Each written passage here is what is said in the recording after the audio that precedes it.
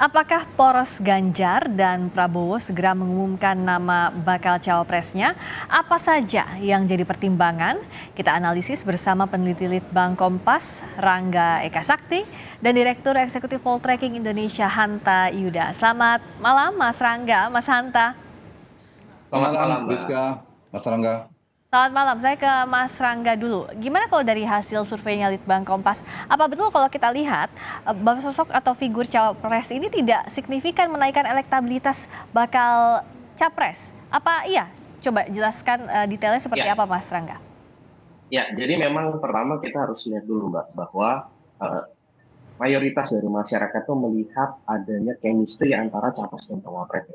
Jadi 60% dari responden kita tuh melihat bahwa sosok capres itu bukan hanya sosok capresnya, tapi bagaimana sosok capres ini bisa berkolaborasi, bisa punya chemistry sama sosok cawapresnya nanti. Mhm. Itu yang pertama ya.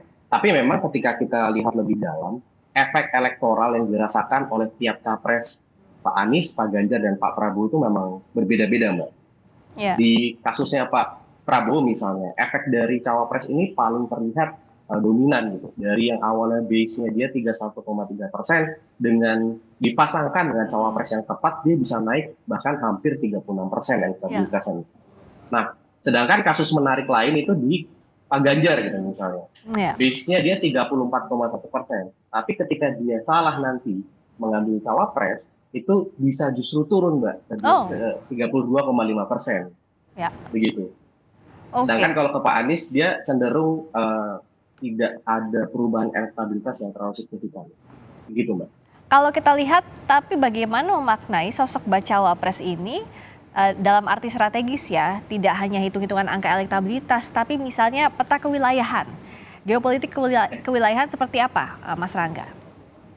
Ya, memang di luar konteks tadi ya, elektabilitas di atas kertas dan kemudian mungkin tentunya di luar perhitungan-perhitungan lain ya dari koalisi dan partai, memang kita bisa mendekati sosok-sosok bacawa pres ini berdasarkan beberapa angle. Yang pertama tadi misalnya dari kata penguasaan wilayah gitu. Tentu bagi sosok Pak Prabowo misalnya yang mungkin di beberapa area Jawa itu belum terlalu kuat nih penguasaan wilayahnya, taruhlah di Jawa Timur. Mhm. Itu perlu sosok bacawa pres yang bisa mendongkrak itu, Mbak, mengisi ruang itu.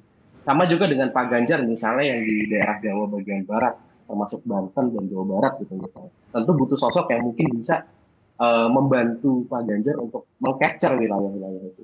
Itu kita belum berbicara lagi soal misalnya organisasi atau simpul masyarakat lain, misalnya Ya. NU gitu. Ya. Itu juga bisa berpengaruh. Oke, jadi masih ada simpul-simpul spesifik lagi yang bisa dipotret lebih khusus begitu ya untuk kita lihat secara rinci kalau dipasangkan dengan Pak Ganjar gimana, Pak Prabowo gimana. Kalau Mas Hanta gimana? Di survei poltreking terbaru misalnya ada nama Pak Erik betul ya yang jadi tertinggi elektabilitasnya. Nah, bagaimana figur ini jadi pertimbangan utama dan bagaimana pula cawapres ini bisa mengerek perolehan suara dari baca pres? Ya, peta konstelasinya, peta elektoralnya Priska saat ini seperti tadi bahwa kompetitif sekali. Betul, tadi di data Litbang Kompas maupun data Poltreking, faktor cawapres hanya mendongkrak mengkatrol sekitar 2-5%. Ya.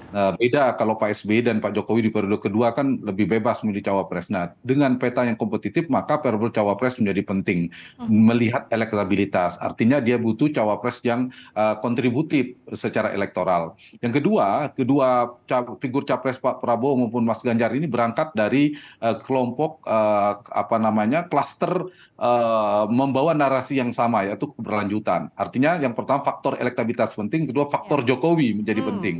Yang ketiga, faktornya mereka berangkat dari kelompok spektrum politik nasionalis. Dan kita bicara ketika konteks Indonesia, maka biasanya kombinasinya nasionalis religius. Kelompok religius itu dalam triple majority ya, profil demografi Indonesia itu setelah Muslim yang paling besar, ya kalau didalami lagi adalah NU, kelompok Islamis tradisionalis. Jadi faktor yang ketiga yang dikalkulasi, 4 variabel elektoral cukup determinan kalkulasi cawapres Prabowo maupun Ganjar ini relatif sama. Satu tadi elektabilitas, kedua faktor Jokowi, yang ketiga adalah NU, dan keempat tadi basis kewilayahan, kekuatan kewilayahan, yaitu Jawa Timur. Mengapa Jawa Timur? Karena satu, Pak Prabowo itu basisnya di Jawa Barat, kemudian Pak Ganjar itu di Jawa Tengah, sementara ada 3 Jawa yang menentukan variabel. Jawa adalah kunci istilahnya, maka Jawa Timur kedua-duanya bertarung dan kekuatan Jawa Timur relatif sama. Nah, dari 3-4 kalkulasi ini, maka mereka harus mencari cawapres ini dari sisi elektoral ya, dari sisi elektoral, dari sisi winning the election. Maka dicarilah cawapres yang kuat. Misalnya tadi seperti Friska mengatakan Pak Erick Thohir.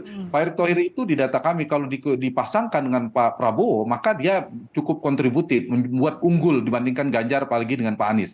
Tapi kalau wakilnya yang lain itu bisa disalib oleh Mas Ganjar. Nah, artinya faktor variabel cawapres menjadi penting. Kalau tepat mengambil cawapres maka bisa unggul, tapi sebaliknya bisa seperti tadi Mas Rangga juga sampaikan terkait dengan Mas Ganjar. Nah, ini Sebaliknya. Dari sisi Pak Jokowi, kedua-duanya juga sedang menyasar basis pemilih yang puas dengan Pak Jokowi. Kedua-duanya kan sama, ingin merepresentasikan, diasosiasikan dan dari Pak Jokowi. Dan ketiga, dari kelompok NU atau punya irisan, punya relasi yang baik dengan NU dan punya basis juga di Jawa Timur. Rizka. Nah, jadi dari 4 poin ini, bagaimana kalau Litbang Kompas membacanya? Apakah memang ya artinya baca wapres ini harus tetap hati-hati meskipun kalau tadi dari survei Litbang Kompas yang mengereknya tidak terlalu jauh, tapi artinya kalau salah pilih cawapres bisa bahaya juga di tengah selisih capres yang sangat tipis ini, Mas Rangga?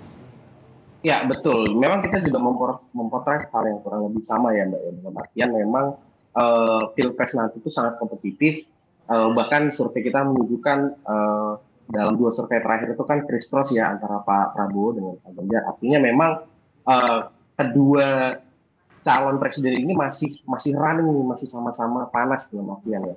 Nah, disinilah sosok cawapres itu menjadi penting gitu. Ketika memang tadi ya, ketika kita temukan kalau salah satu sosok itu dia salah memilih cawapres, bisa saja elektabilitasnya menurun dan akhirnya kalah lah dalam pemilu. Nah, Mas Hanta terakhir saja singkat, tapi kalau waktunya 2 minggu lagi bisa jadi last minute dua-duanya nih saling ngintip siapa yang dipilih oleh masing-masing, baik itu Pak Ganjar maupun Pak Prabowo. Bisa jadi, karena itu penting bagian dari mengintip strategi. Kalau Pak Prabowo mengeluarkan apa, Mas Ganjar menyiapkan. Jadi memang saling intip ini sedang dijalankan oleh kedua-duanya terkait dengan strategi. Kedua, barangkali juga menunggu perkembangan. Kalau ada perkembangan kejutan, misalnya tiba-tiba Mas Gibran. Kalau Mas Gibran menjadi cawapres Pak Prabowo misalnya, tentu Mas Ganjar perlu mengantisipasi. Jadi ada 2 opsi kalkulasi kekuatan basis konstituen cawapres yang mereka pilih. Apakah memilih memaksimalkan potensi basis konstituen sekaligus menuai ceruk baru atau memecah basis lawan. Misalnya kalau Pak Prabowo mengambil Ganjar itu kan bisa mengambil Mas Gibran itu bisa memecah basis Mas Ganjar Jawa Tengah.